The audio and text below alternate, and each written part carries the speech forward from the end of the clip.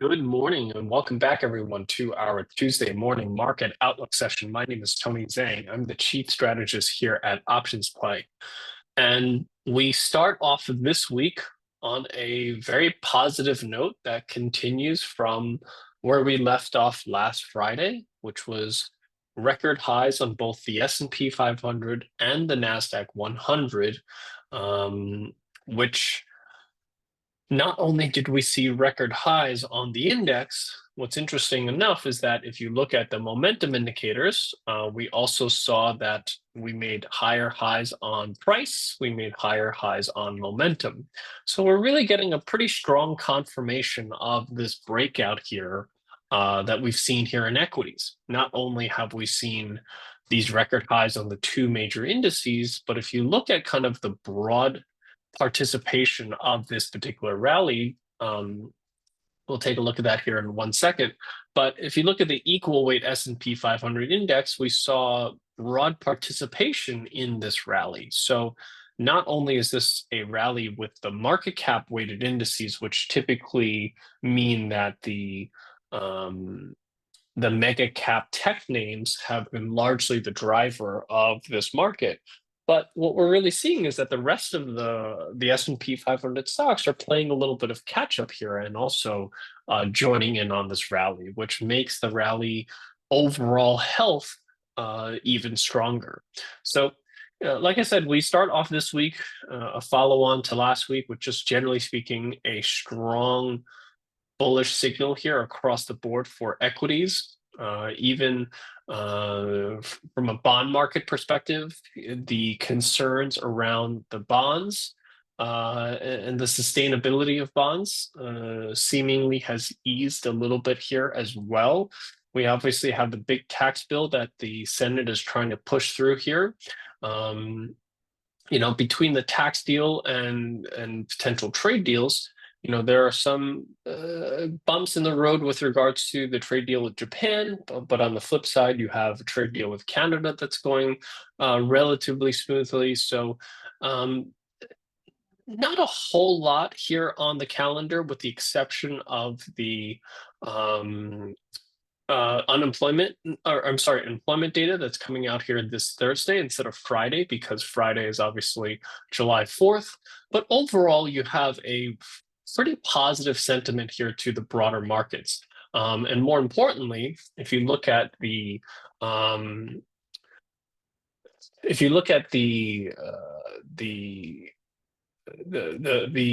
underlying economics, we have what has been relatively strong economic data that has been coming out here for the past few months, the hard data, with the exception last week. Interestingly enough, as we kind of hit new highs in equities, we saw a pretty significant surprise to the downside for both consumer spending and confidence last week. So I do think that that is one thing that for investors worth keeping an eye out on, because consumer spending and consumer confidence both are pretty strong drivers of the US economy. And if those continue to surprise to the downside, that could be a bit of a drag here on the overall market. So for those reasons, I think keep an eye out here on those specific indicators. But overall, when we look at kind of the big picture here, things look pretty positive. Okay, so if you look at the S&P 500, we broke out to those new highs, continue to print new highs, confirm by momentum. If you look at kind of the NASDAQ 100, you have the same structure with regards to brand new highs on the NASDAQ 100. Continued higher here from last week, and you have RSI or most momentum indicators kind of confirming those new highs. So a good sign there. You look at small caps also joining in on this particular rally here. So this is fairly broad-based in terms of the rally that we've seen.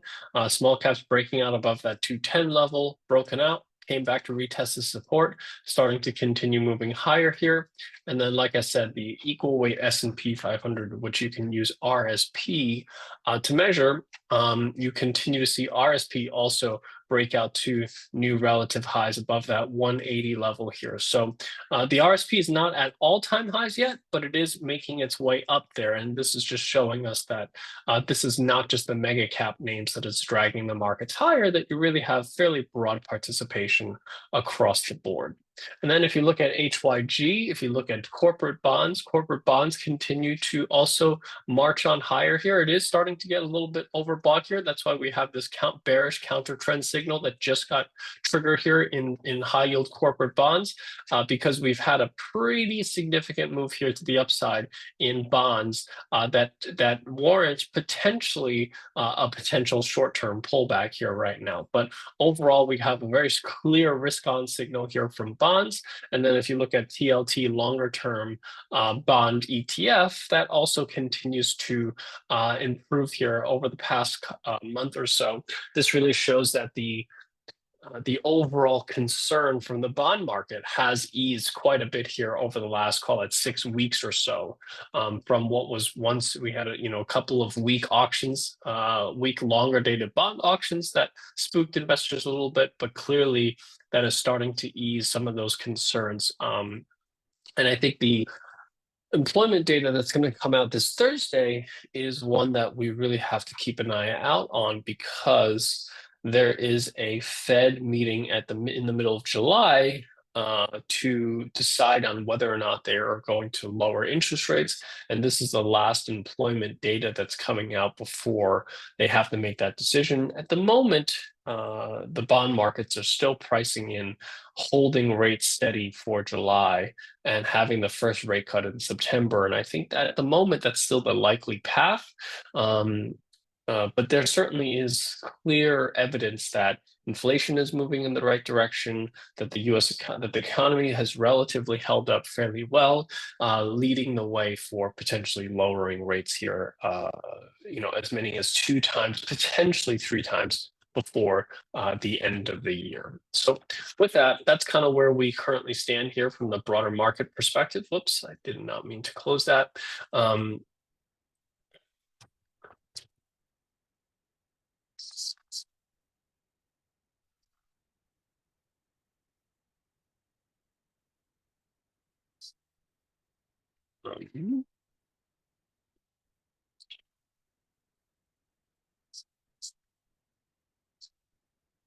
I think my keyboard just, here we go. Sorry. But my keyboard stopped working here for a second. Okay, so that's where we currently stand here on the broader market. So let's take a look at some of the ideas that we have here for this week. So the first one I want to bring up to you is a new one for this week, which is Block. This was also the company that was formerly known as Square, that is rebranded as Block, and they've recently changed their symbol to XYZ. So a lot of changes. So if you're not familiar with XYZ, you're not the only one. This used to be Square. The symbol used to be SQ.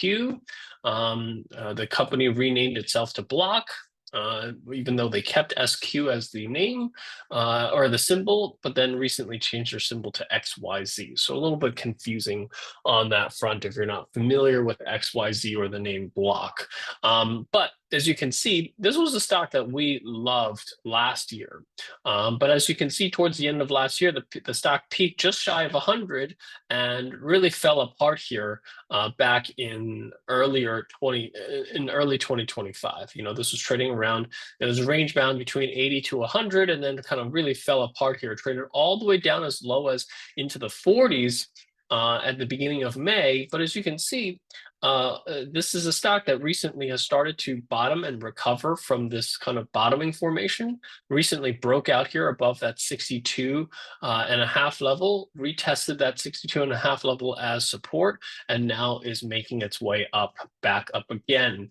You have a gap fill here around 82. That is our first upside target. Our main upside target here is around 85. So somewhere in that 82 to 85 range is our initial upside target here for Block. And as you can see, the 1 month and 6 months trend just turned bullish here as of yesterday. So, you have the trend quality that has improved basically since mid-May. And then just yesterday, we sort of started to break out here where both the short and long-term trend has started to turn positive here.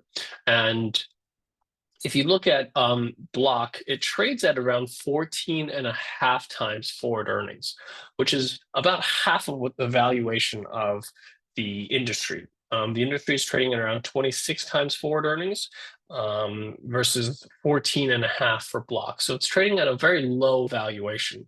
If you look at EPS and revenue growth, it far exceeds its industry. And net margins of 11% is also higher than the industry, around 8.5%. So not only is it growing faster, it's more profitable. Uh, it's more profitable. So for those reasons, this is a stock that I really like right now. And I think after struggling quite a bit here over the last, call it 9 months, it's starting to recover again. Okay, so let's take a look at our next stock. The next one I want to take a look at here is one that we did talk about last week, Norfolk Southern railroad stock. We don't talk about railroad stocks very often.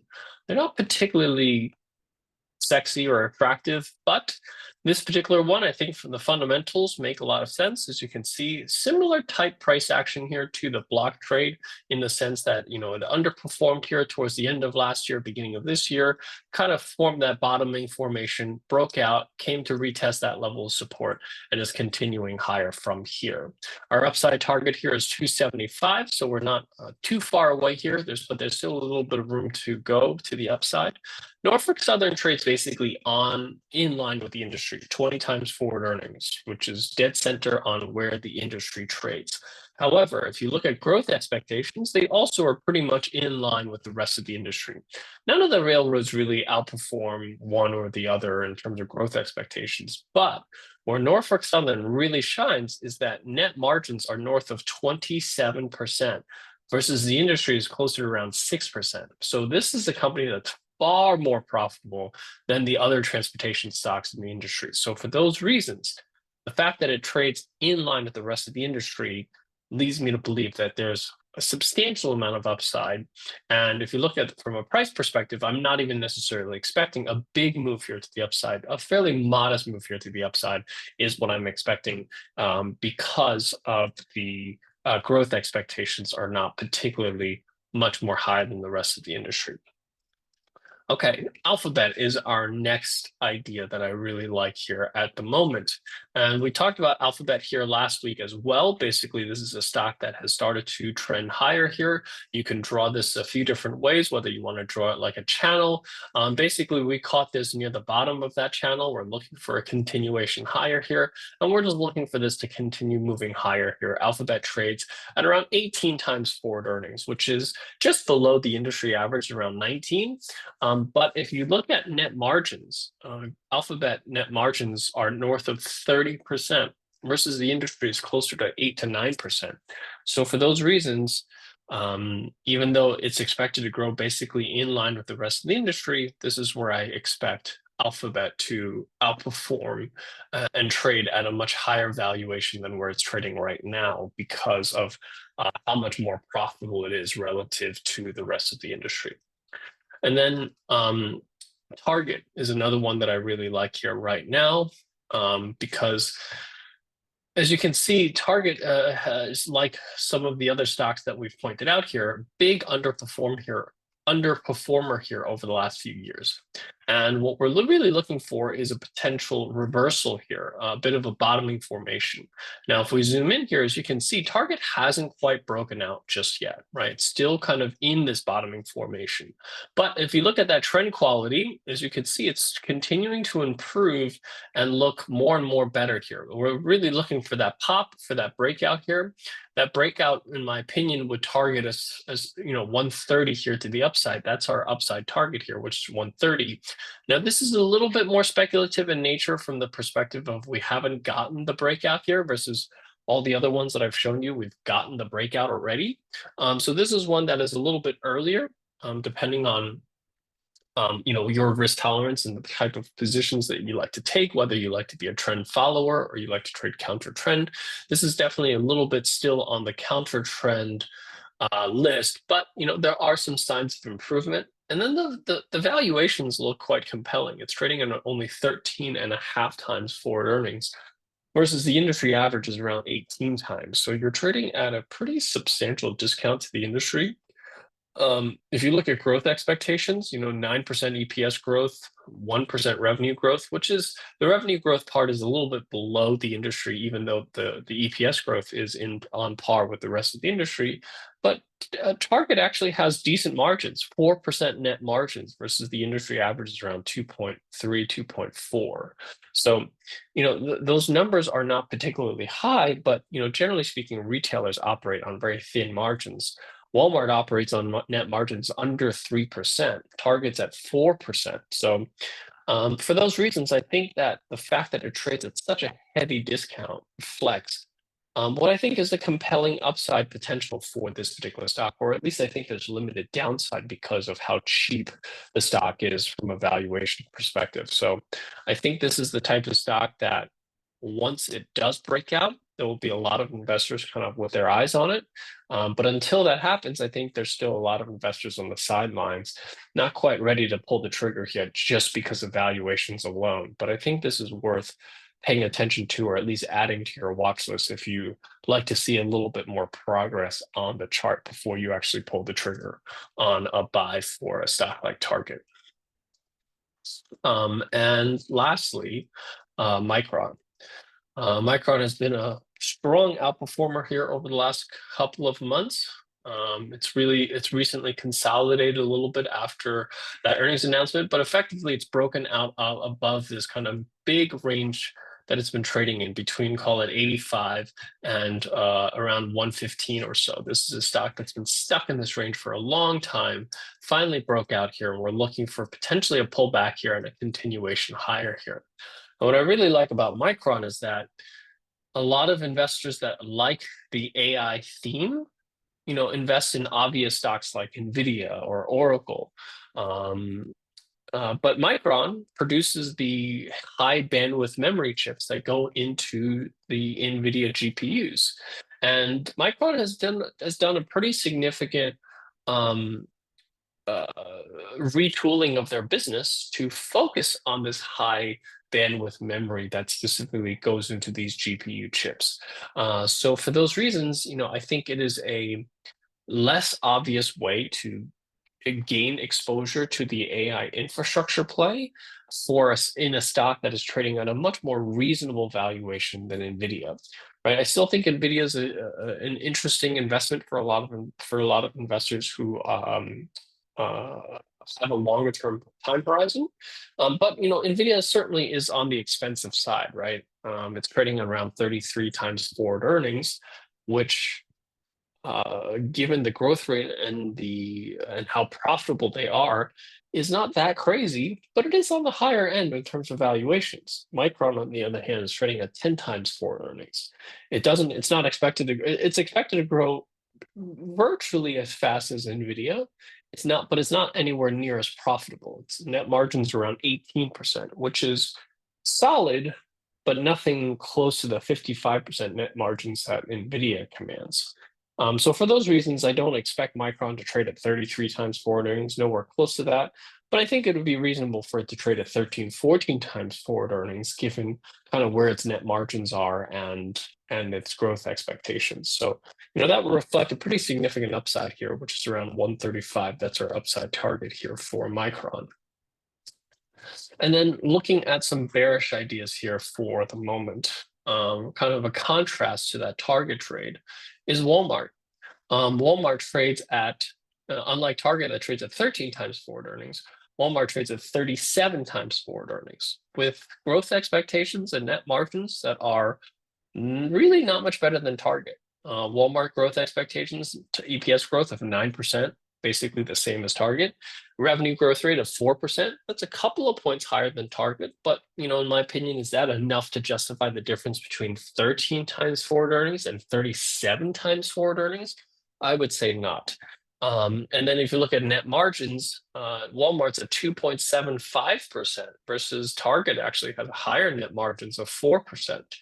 So for those reasons, that's why I am bearish on Walmart and bearish on Walmart and bullish on Target, just because the fundamentals, are worlds apart. in terms of valuations, even though in terms of the business, the two actually look very similar to each other in terms of growth expectations, in terms of profitability. And in certain ways, Target actually looks even better than Walmart on a profitability perspective. And in this type of market environment where you have trade wars and tariffs and all of that stuff, where the vast majority of the goods of these companies that are sourced are overseas, I'll definitely prefer the company that trades at a lower valuation with higher margins than the one that's trading at a very rich valuation with razor thin margins. So for those reasons, I really like Target, and I would prefer at this point to stay away from stocks like Walmart. The next one I want to take a look at here is International Paper. For obvious reasons, paper has not been industry that is particularly favorable in this type of digital environment. As you can see, the stock continues to suffer to the downside. International Paper trades at 21 times forward earnings. So if you look at the industry, it trades at around 12 times forward earnings. So for that reason,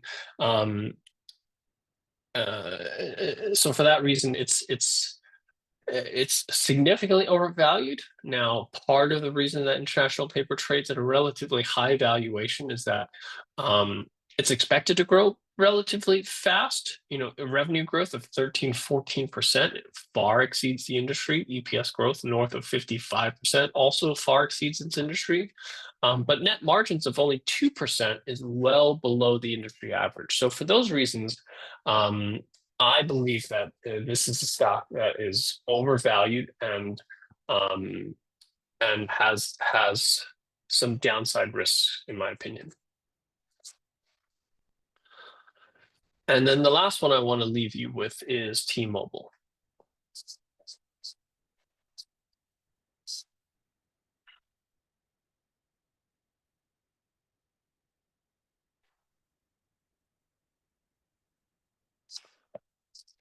And T-Mobile recently, as you can see, has been on a decline and just generated a bearish buy signal, a bearish sell signal on options play.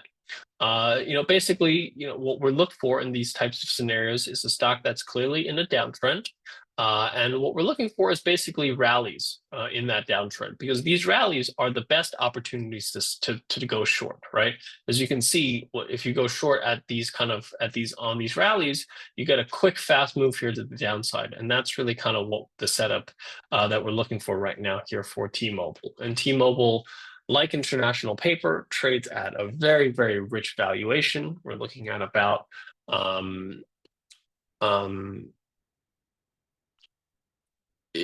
you're looking at about 22 times forward earnings versus the industry average is 10.